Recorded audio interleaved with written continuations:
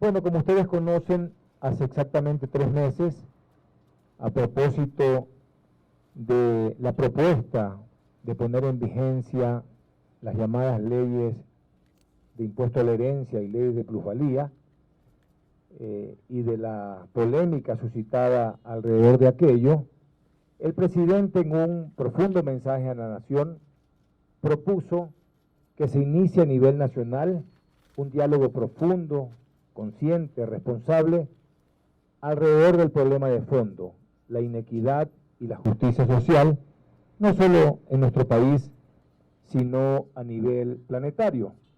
Para aquello, y para poner en contexto exactamente la esencia de estos diálogos, me voy a permitir leer la parte medular de aquel mensaje que diera el presidente a sus ciudadanos hace exactamente 3 meses. El gran pecado social de nuestra América es la injusticia. ¿Cómo podemos llamarnos el continente más cristiano del mundo, siendo a su vez el más desigual? Nos llamamos un continente de paz, pero la insultante opulencia de unos pocos en América Latina, al lado de la más intolerable pobreza, son también balas cotidianas en contra de la dignidad humana. Hizo referencia a las siguientes palabras del Papa: la inequidad, la injusticia, la injusta distribución de las riquezas y de los recursos es fuente de conflictos y de violencia entre los pueblos, porque supone que el progreso de unos se construye sobre el necesario sacrificio de otros, y que, para poder vivir dignamente, hay que luchar contra los demás. El bienestar así logrado, en su raíz, es injusto y atenta contra la dignidad de las personas. Reflexionaba el presidente en el sentido de que si se puede llamar democracia a una situación donde menos del 2% de las familias poseen el 90% de las grandes empresas. Estamos hablando de las grandes empresas. Es meritocracia que un alto ejecutivo pueda ganar en 2 meses lo que gana un obrero en toda su vida. ¿Cómo pueden dormir tranquilos? ¿Moralmente se puede justificar todo esto? No hablemos de paz, de justicia, ni siquiera de democracia, mientras existan estas diferencias. Los pobres no son pobres por tontos o por vagos, como se ha dicho en estos días. Los pobres son pobres por una sociedad tremendamente injusta que produce y reproduce profundas desigualdades de oportunidades desde el inicio de la vida. Por esas injusticias que claman al cielo, enviamos a la Asamblea Nacional 2 proyectos de leyes. El primero, la Ley Orgánica para la Redistribución de la Riqueza, gravando de forma más progresiva el patrimonio heredado y evitando las formas de evasión que actualmente existen, ya que los contribuyentes que amasan grandes fortunas no tributan gracias a la elaboración de complejos escudos fiscales para eludir o evadir el pago del impuesto. Este proyecto es tan importante, decía el presidente, que lo considero equivalente a la reforma agraria de los 70. El segundo proyecto es para gravar las ganancias extraordinarias, fruto básicamente de la especulación con inmuebles, lo cual produce una socialización de las pérdidas, el gasto de la inversión pública y la privatización de las ganancias en la exagerada plusvalía. Los proyectos, como se dijo en aquel momento, solo afectan al menos del 2% de la población y particularmente a los especuladores de tierras, que son un porcentaje aún mucho menor. Seguía el presidente en su mensaje a la nación y decía: estoy profundamente convencido de que los proyectos de ley benefician a la inmensa mayoría de ciudadanos de mi país y que quienes lo desaprueban son los opositores de extrema derecha, grupos de presión y acaudalados personajes que sirven a intereses políticos que han utilizado estrategias comunicacionales de terror para desinformar sobre su contenido y efectos, y de este modo infundir pánico en ciudadanos y honestos trabajadores. Por ello, aquí está la esencia del diálogo, para evitar que estos grupos provoquen más violencia, he decidido retirar temporalmente los proyectos de ley mencionados y abrir un gran debate nacional sobre las leyes en particular, pero en profundidad sobre la clase de país que deseamos.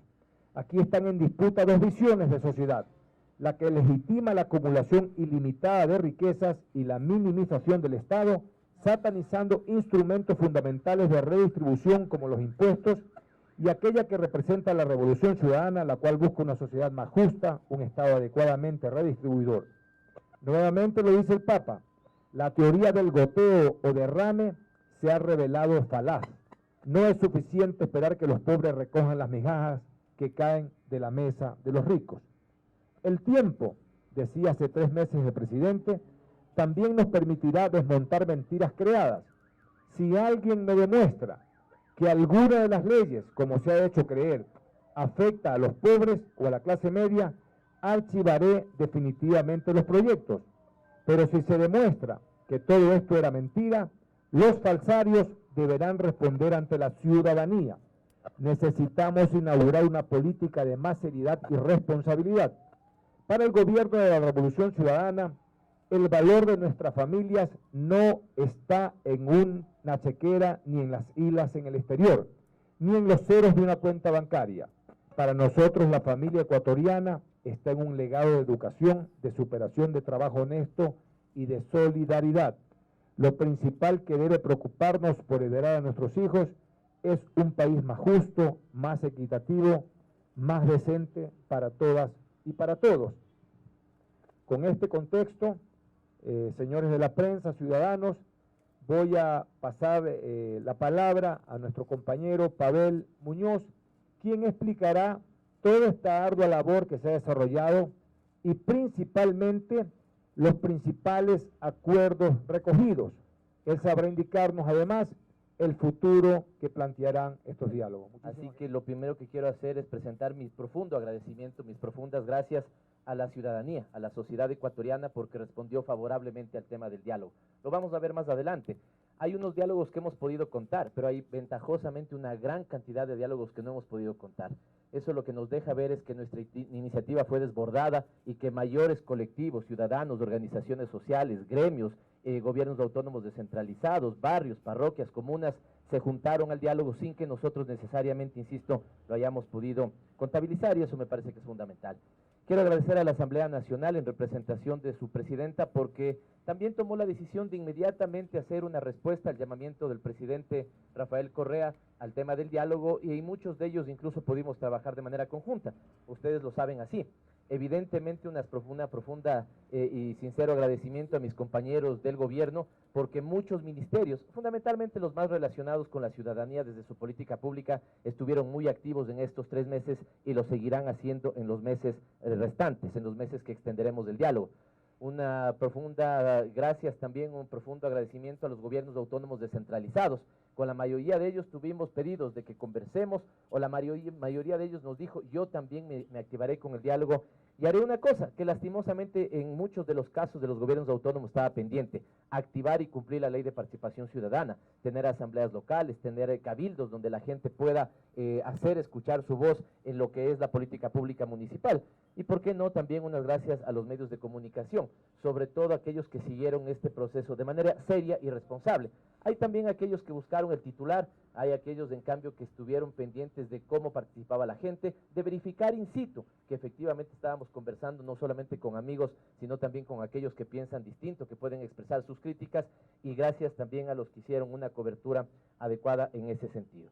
Lo primero que quiero hacer es dar cuenta de la metodología que utilizamos, decirles, y esto va a ser significativo cuando veamos los números, se activó el diálogo al menos desde 3 frentes claros, ¿no? El Estado, y cuando digo Estado, creo que estuvieron las 5 funciones del Estado, pero fundamentalmente hicimos un trabajo muy arduo con la Asamblea Nacional, es decir, Ejecutivo y Legislativo trabajando de manera conjunta.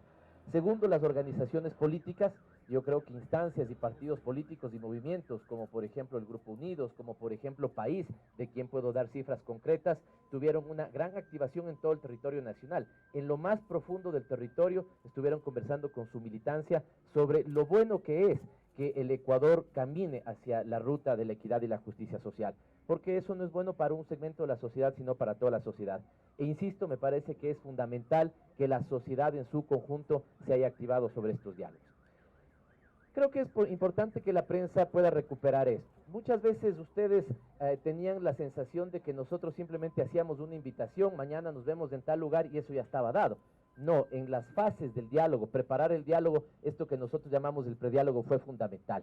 En algunos casos, y eso da muestra que conversábamos con distintos, con quienes tenían sus críticas, sus comentarios, pero fundamentalmente sus propuestas, la idea era, a ver, bueno, ¿cómo establecemos el diálogo? ¿Qué metodología utilizamos? ¿Cuándo y en qué territorio es lo más preciso? ¿De qué manera acercamos las posiciones? ¿Cómo tenemos una lógica que nos permita conversar sobre equidad y justicia social como tema central, pero ligado también con temáticas que en algún caso interesaba según su particularidad?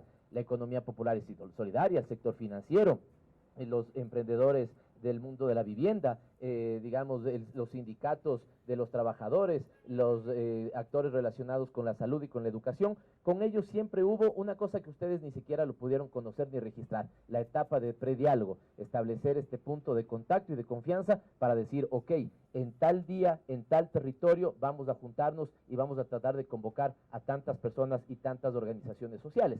Eso dio paso entonces al diálogo efectivo, muchos registrados por ustedes, vamos a ver más adelante la cifra, pero podremos registrar prácticamente más de 2.000 encuentros.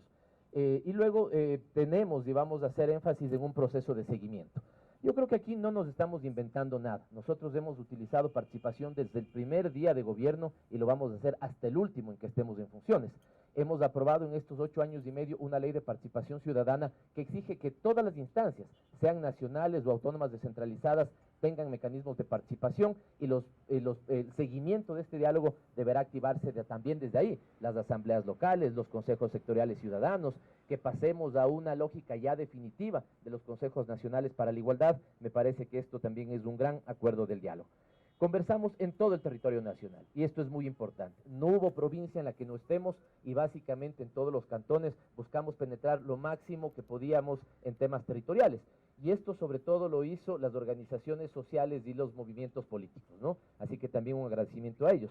Conversamos con sectores sociales, organizaciones deportivas, consejos ciudadanos, universidades, estudiantes universitarios, estudiantes de educación secundarios, organizaciones no gubernamentales, empresarios, indígenas, trabajadores, organizaciones culturales, comités de familia y una gran cantidad de espacios organizativos de la sociedad que son, digamos, dignos de saludar. Ustedes lo podrán registrar en la página web que tenemos donde toda esta información está a su disposición. Veamos algunas cifras que puso el diálogo, ¿no? Vamos exactamente 3 meses, como decía Vinicio, hemos tenido 2.173 encuentros, hemos conversado, aquí me parece que es importante hacer las dos sumatorias, 2.019 organizaciones sociales y 150.168 ciudadanos con la participación y el apoyo de 840 gobiernos autónomos descentralizados. Quisiera orientar la lectura de esto en 2 elementos. Es importante que se valore la cantidad de organizaciones sociales, 2019, y quisiera orientar por el otro lado, ¿no es cierto?, los ciudadanos con los que hemos conversado. Ya habrá aquel que quiera hacer una sumatoria, ¿no es cierto?, y decir cómo es que se consolida esta cifra, porque estamos sumando los espacios desde los que yo hablé, los espacios políticos, los espacios institucionales, los espacios estatales, y este es el total de ciudadanía con la que hemos podido conversar. Tenemos activada una página web que es www.dialogonacional.gov.es. Hemos tenido cerca de 12.000 visitas y 850 aportes, ¿no? Estos aportes son sustantivos porque ahí la gente ha podido decir de manera individual o de manera agrupada, me invento una asociación de pequeños productores del cacao, entró y nos hizo su propuesta. Y estas propuestas que en principio en número podrían parecer bajas, en calidad y en contundencia son significativas, ¿no? Ahí han tenido la posibilidad de poner una gran cantidad de elementos ya técnicos en respaldo a sus propuestas. Quisiera hacer el primer punto de los resultados, y me parece que es la valoración política, ¿no? Lo primero que nos deja el diálogo es una excelente valoración política. Lo decía el presidente hace un momento en medios de comunicación, estamos absolutamente contentos, ha sido un pleno éxito como nos ha ido, y creo que tiene que ver fundamentalmente desde lo político, no en lo técnico, sino en lo político. Y esto tiene que ver con que pusimos el diálogo en la sociedad, el diálogo puso la política en la sociedad, eso es lo fundamental. La política estuvo en la sociedad y la sociedad estuvo debatiendo con esta lógica del poder constituyente. Ese poder constituyente es el que siempre mantiene vivas las preguntas como qué es la equidad, qué es la justicia, qué es la solidaridad. Y es bueno que una sociedad se esté preguntando eso permanentemente. Si la sociedad creyera que ya encontró la respuesta última sobre la equidad o la justicia social, seguramente esta sociedad estaría errada. siempre habrá momento para preguntarnos cómo seguimos avanzando en equidad y en justicia social. Desde el inicio, la mayoría de ciudadanía confió en el diálogo. Nosotros hicimos una primera valoración a los pocos días de que iniciamos este proceso y tuvimos una encuesta donde el 80% de los ecuatorianos decía que cree que el diálogo es la mejor herramienta antes que otra. La política también puede estar en la sociedad de otra forma, la manifestación en las calles, el calentamiento de las mismas, pero el 80% de los ecuatorianos valora que el diálogo es la mejor herramienta de gestión política. Fortalecimos una ciudadanía crítica, reflexiva, deliberativa, que es fundamental, que la gente nos haya podido decir, reconozco esto del gobierno, pero también creo que esto se podría hacer mejor, reconozco esto de la asamblea, pero también creo que se podría hacer mejor. Y un elemento fundamental, muchísimas de las quejas, comentarios y sugerencias tuvieron como destinatario los gobiernos autónomos descentralizados. Así yo creo que esto es fundamental para que ellos abran también oídos a las demandas ciudadanas. Ampliamos los mecanismos de socialización, de información y de comunicación política. En algún momento nos dimos cuenta que no en todos los territorios nuestras instituciones públicas, digamos, se activan de la misma forma en información. Hoy hemos dicho, en todos los territorios, en toda dependencia ministerial, debe haber una adecuada información a la ciudadanía. Se reconoció el diálogo, como ya dije, como una excelente y como la mejor herramienta de gestión política. Nos ha permitido el diálogo reconocer consensos y disensos, y esto es fundamental. Una democracia es eso. Aquel que cree que la democracia solamente son consensos, ¿no es cierto?, deja de lado el hecho fundamental de que la democracia también implica reconocer los disensos y darles justamente eso, un tratamiento democrático a esos disensos. Y evidentemente el diálogo es una excelente forma de reconocer a los actores, a sus demandas, a sus posiciones, a sus comentarios favorables y también a sus críticas y sus propuestas. El segundo elemento ya son los resultados, si ustedes quieren, más específicos, ¿no?, más técnicos en algunos casos. Primero, me parece que es fundamental que el diálogo haya permitido que la ciudadanía ecuatoriana tome conciencia. Yo creo que buena parte de la ciudadanía ya la tenía, pero el conjunto de la ciudadanía ecuatoriana tome conciencia de lo fundamental que es discutir de equidad y de justicia social. Esa cifra que hemos dicho, que lo decía Vinicio, que estaba en el video, es fundamental entender que si el 1% de la población concentra lo que el 99% necesita, el propio bienestar de ese 1% depende de la estabilidad, de lo bien, de lo adecuadamente atendido que esté el 99% restante. Así que el tema de la equidad y la justicia social no es una cosa para los segmentos más pobres de la sociedad, es una cosa también para los segmentos altos, ¿no es cierto?, y para que una sociedad sea más democrática. Si tenemos una sociedad injusta y inequitativa, son las principales amenazas para la democracia. Esto lo dice el Papa, se lo dicen los foros internacionales, organismos internacionales lo han señalado en los últimos años, en los últimos meses, en los últimos años. Disminuyó, y esto que me parece que es fundamental en línea de lo que el presidente señaló y lo que se daba lectura aquí, disminuyó el nivel de dudas y rechazos sobre los proyectos de ley de herencia y de plusvalía. Al inicio teníamos una suerte de dudas, de rechazo cerca del 60% de la población. Hoy solamente el 38% tiene alguna oposición o alguna duda. Es decir, hicimos lo que también teníamos previsto, y es que la gente cuente con mejor información.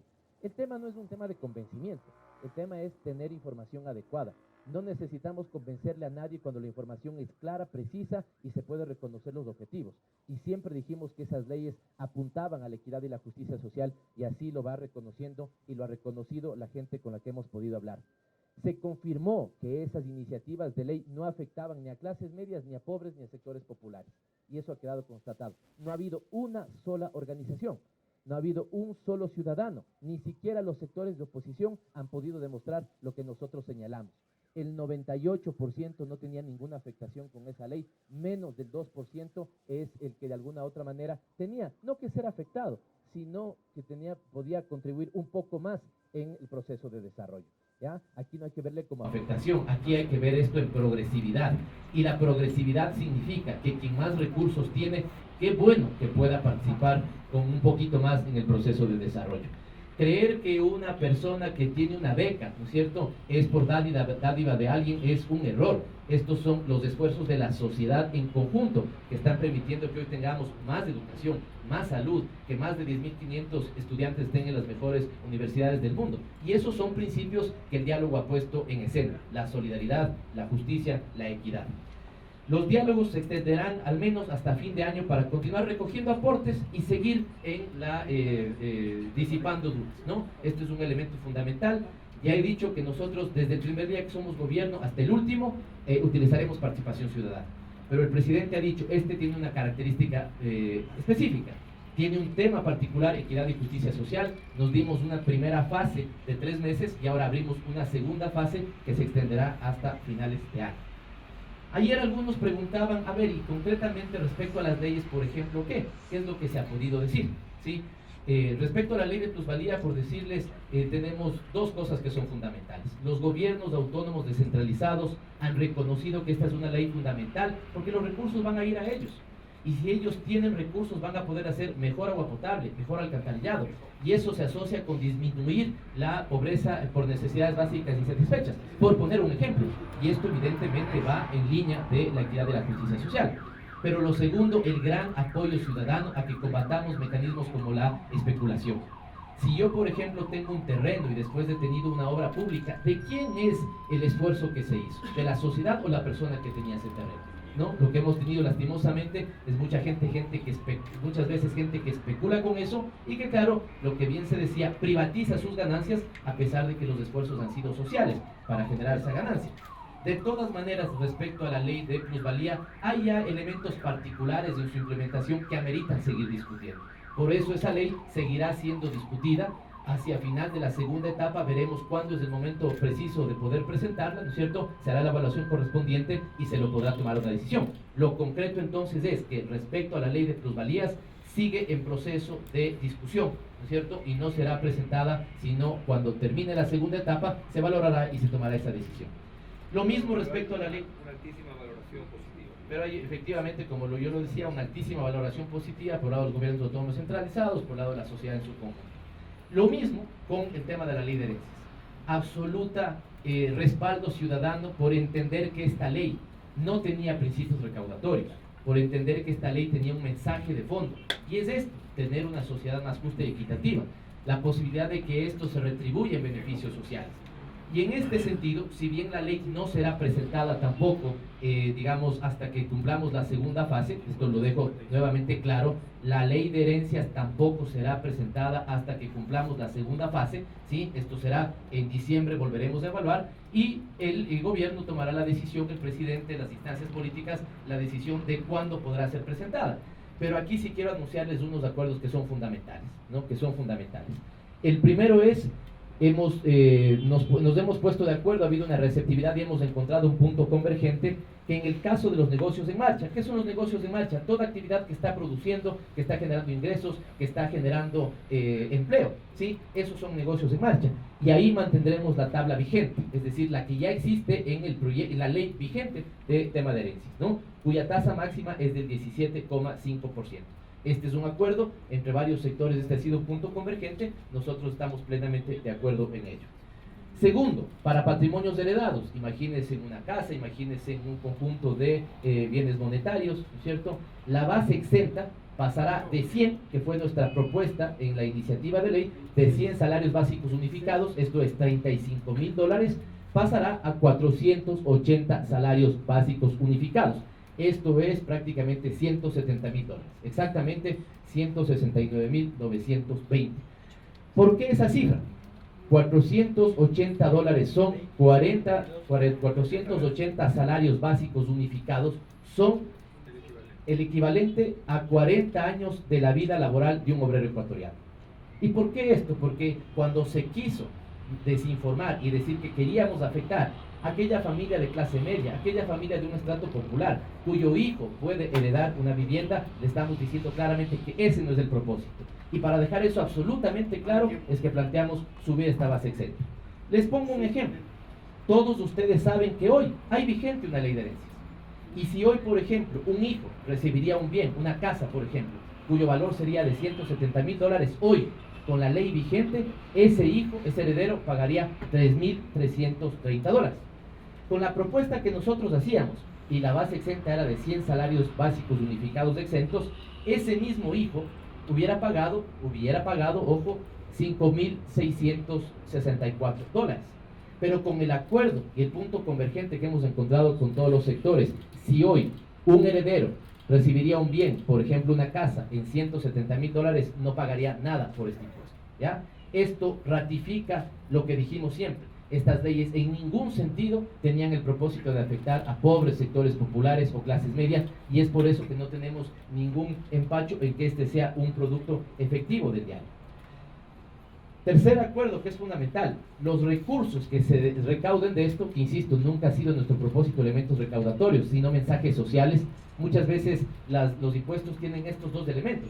Muchas veces recaudan, pero en otros simplemente corrigen inadecuados comportamientos sociales. Si yo pongo una cultura determinada, si yo pongo un impuesto al tabaco, lo que estoy queriendo es tener una sociedad más sana. Y en este caso lo que estoy queriendo es tener una sociedad más justa y equitativa. Y que ese sea un mensaje de fondo. Es por esto que nos hemos puesto de acuerdo que los recursos que se recauden por esta ley estarán destinados a becas para población indígena y afroecuatoriana. Esta es una medida concreta, específica para aumentar la equidad y la justicia social en el país, porque supone igualdad de oportunidades para todos los segmentos.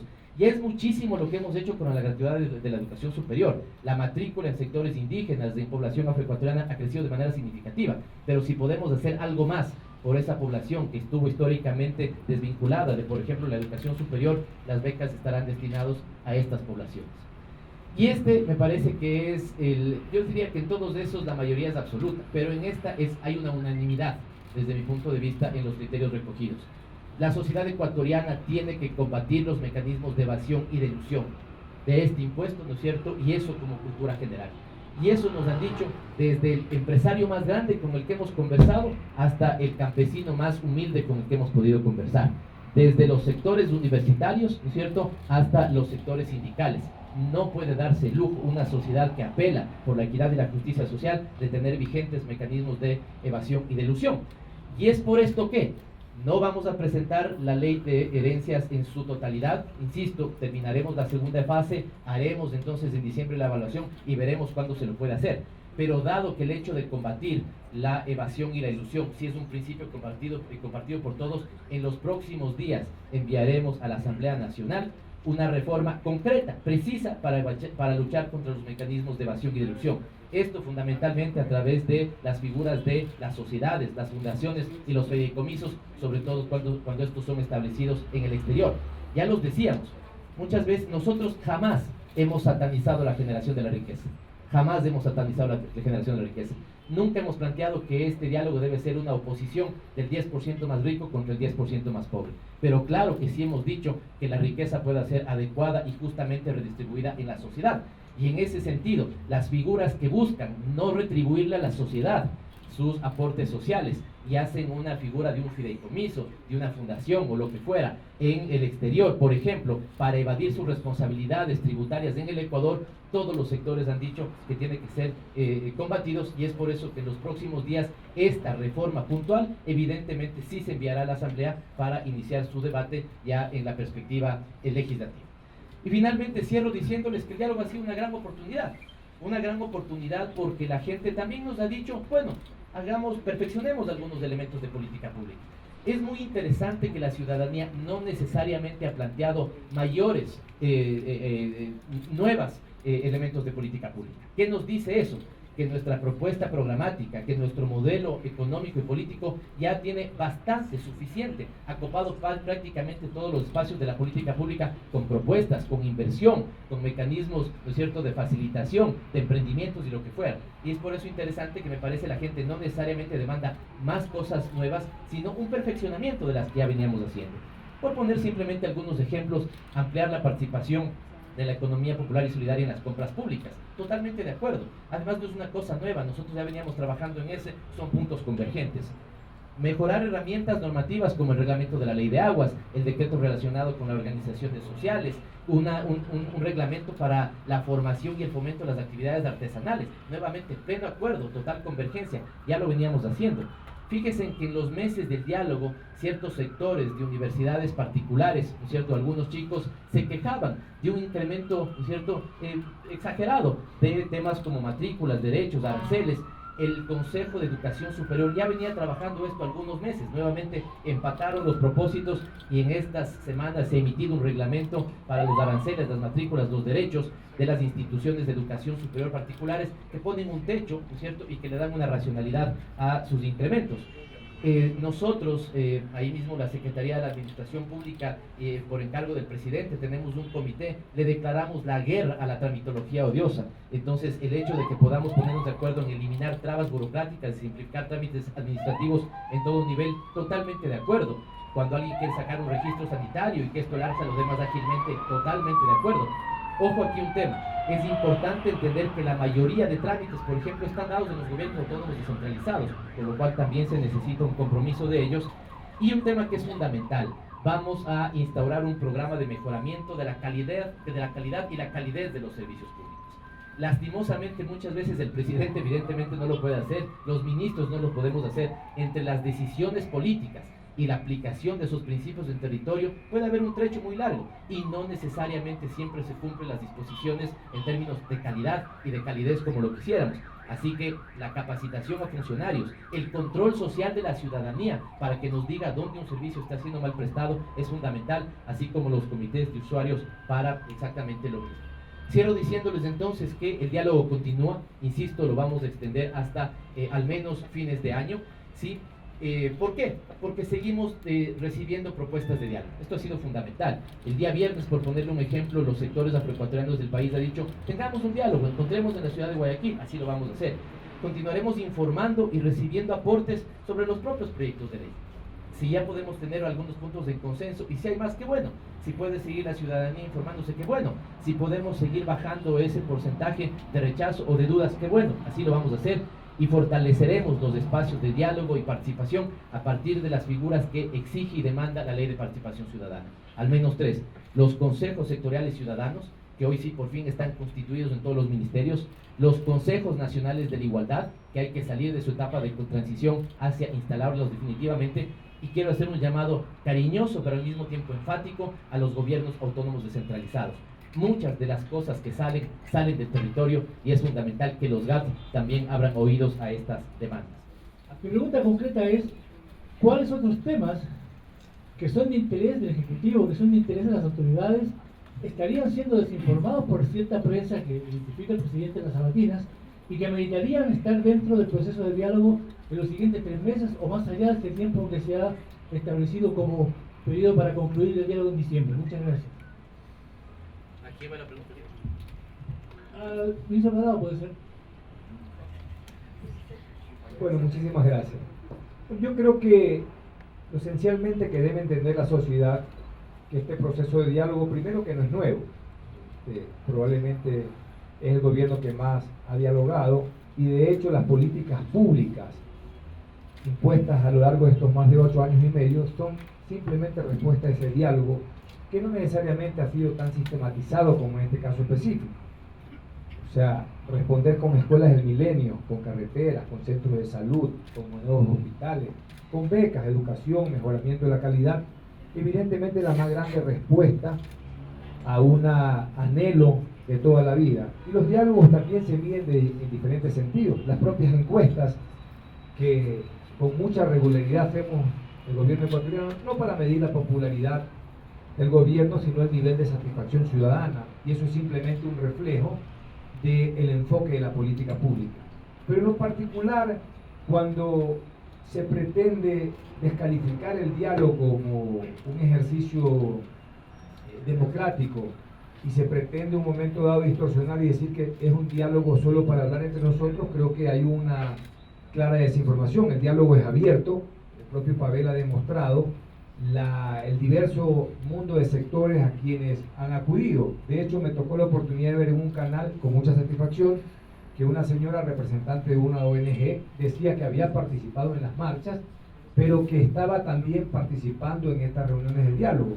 Y cuando una sociedad debate sobre la equidad y la justicia social, está debatiendo sobre su futuro. No nos olvidemos que la esencia de una sociedad es precisamente el acuerdo entre nosotros, y no hay mejor herramienta que los impuestos, porque son la única manera de colocar los excedentes de todos nosotros a sectores que tienen necesidades. Y cuando se marca una agenda de decir que este es el gobierno de los impuestos, se está marcando una agenda en contra de aquellos que necesitan esos recursos. Y solo cierro con este ejemplo. Una chica en Twitter dijo la herencia de mis padres no la toca nadie. Y es verdad que yo estoy en una universidad pagado y becado, pero eso que el esfuerzo de mis padres no me lo quita. Ella se olvida que ella está becada y estudiando becada por el esfuerzo de otro, que pudo contribuir para que la sociedad y el gobierno pueda redistribuir esa riqueza que tuvo en excedente de otro. Entonces yo creo que la prensa debe sumarse a este gran debate y no necesariamente enfocarse en las particularidades que puede haber negativas, que evidentemente muchas de las personas que asisten pueden ser afines ideológicamente o afines partidistamente, pero en el de fondo yo creo que la prensa puede ser un actor para contribuir realmente para que todos tengamos un mayor nivel de conciencia social, todos, absolutamente todos. Empleados públicos, funcionarios de gobierno, empresarios, ciudadanos comunes, que también en la medida de sus posibilidades deberían poder aportar con algo para quien menos tiene. Gracias, buenas tardes. Para el secretario de Planificación, por favor, mi nombre es Freddy Paredes, de Teleamazonas. Yo quisiera que puntualice, señor secretario, no sé si entendí bien, no hay ningún consenso, ningún cambio de cómo se planteó inicialmente la ley de plusvalías, que usted ha destacado ha sido de mucho interés de los GATS y que luego del diálogo que se extenderá hasta fin de año, posiblemente se presente igual cuando el presidente lo decida. Gracias. Gracias, Freddy, también la pregunta. Yo le daría la vuelta. No es que no haya ningún consenso sobre esa ley. Los dos consensos que me parecen fundamentales son: los GAT creen que es pertinente, creen que es favorable, creen que va a ayudar, va a mejorar sus finanzas públicas y van a poder hacer más obra pública. Obra pública que, fíjese usted, es fundamental. Cuando nosotros nos hemos planteado la erradicación de la desnutrición, por decirle, los esfuerzos nacionales no alcanzan si no tenemos dotación de agua potable o agua entubada de calidad. En ese sentido, para que juntos podamos cumplir ese propósito de la erradicación de la desnutrición, es importante que los GAT mejoren también sus finanzas propias y puedan llevar adelante sus responsabilidades, que son responsabilidades que están establecidas en el COTAD. Entonces ellos ven bastante bien esa ley, lo ven muy favorable.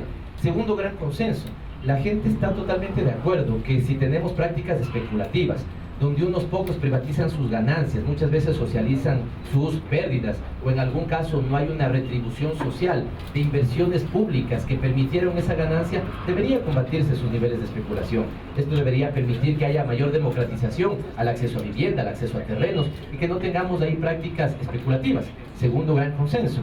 Pero como esta ley tiene particularidades mucho más técnicas en su implementación, detrás de ello puede ya estar el emprendedor inmobiliario, aquel que de alguna u otra manera lo que hace, ¿no es cierto?, es tomar un terreno, construir, y sobre esa base va a tener que entender adecuadamente cómo se presenta esa ley para poder aplicarla.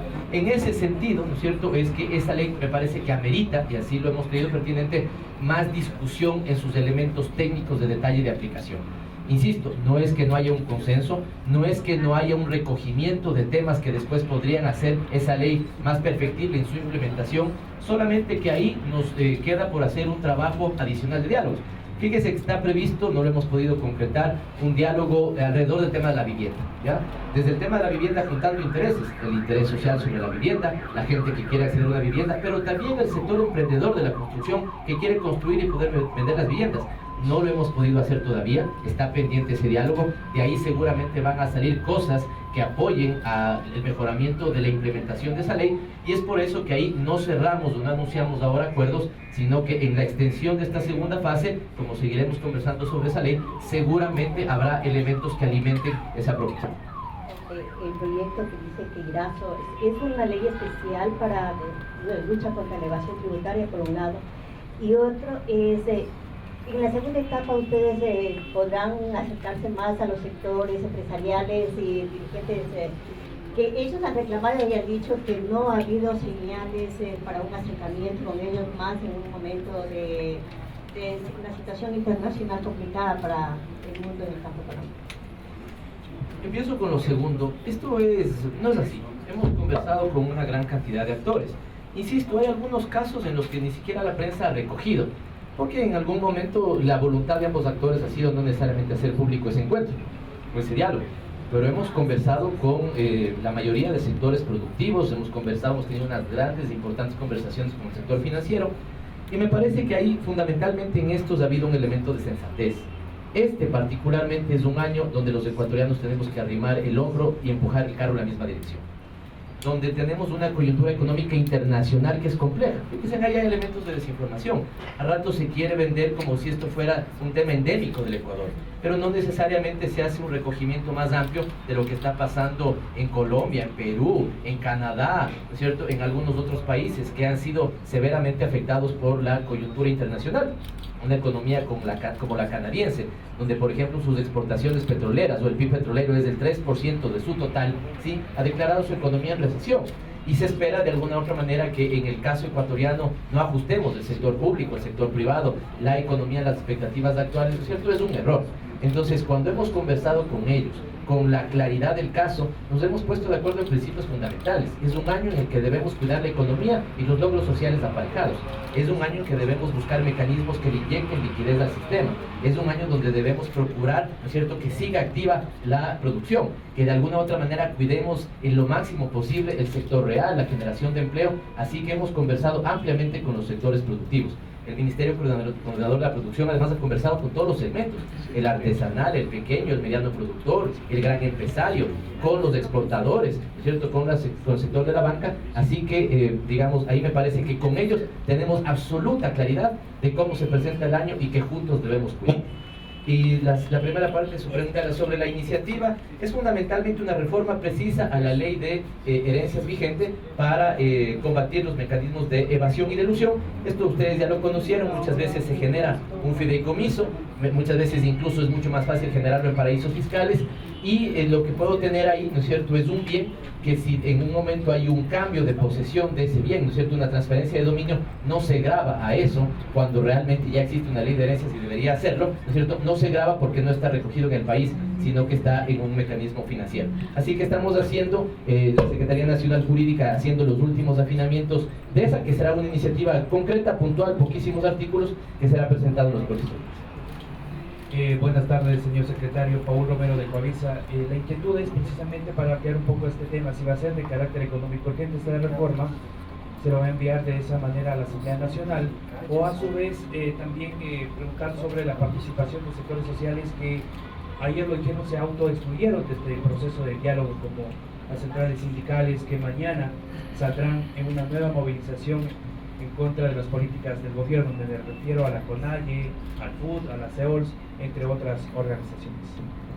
Respecto a lo primero, no hemos decidido que sea de económico urgente, ¿ya? Es una ley tan precisa, de tan pocos artículos, que seguramente no amerita.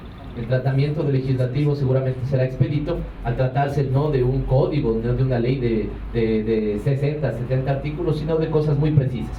¿Cuántos tendrán? No lo puedo anticipar ahora, pero serán, ¿no es cierto?, artículos concretísimos, contados con los dedos de la mano. Así que eso no es decidido el Buró Político, y lo que, a mi entender, no ameritará, dada la, digamos, precisión de la reforma legal. Lo segundo de los autoexcluidos, yo creo que efectivamente es eso. Nosotros planteamos la convocatoria abierta. Fíjese que desde el campo de trabajo se ha podido conversar con el FUD. ¿Ya? No necesariamente llegamos a acuerdos, pero lo bueno es, ¿no es cierto?, poder tener ese espacio de diálogo. Pero hay otros que desde el día 1 dijeron no creo en ese diálogo, que a pesar de los esfuerzos que hemos hecho por mostrar que estamos dialogando con sectores diversos, cuando yo decía que ha habido cierta prensa que ha hecho sí un seguimiento serio, yo les he visto estar en las mesas de debate, les he visto estar en los barrios, y les he visto que ven que la gente reconoce, critica, aporta, que es lo fundamental y lo que más nos interesaba, ¿no es cierto?, y en ese sentido podrán reconocer que el diálogo fue abierto. Pero ya el sector, el actor que desde el día 1 hasta hoy, que han pasado 3 meses, dice no creo, ¿sí?, no quiero participar, ¿qué podemos hacer? Hay una autoexclusión. Un proceso de diálogo a la larga sienta a 2 en la mesa, y si aquí solo se ha sentado uno y el otro no ha querido sentarse, esos son temas autoexcluidos. Ventajosamente nosotros ya creo que hemos tenido tantas organizaciones que, créame, nos hemos preocupado más por atender bien con quién estamos conversando, que, ¿no es cierto?, ya no los rechazos o la negativa de quienes no querían atenderlo.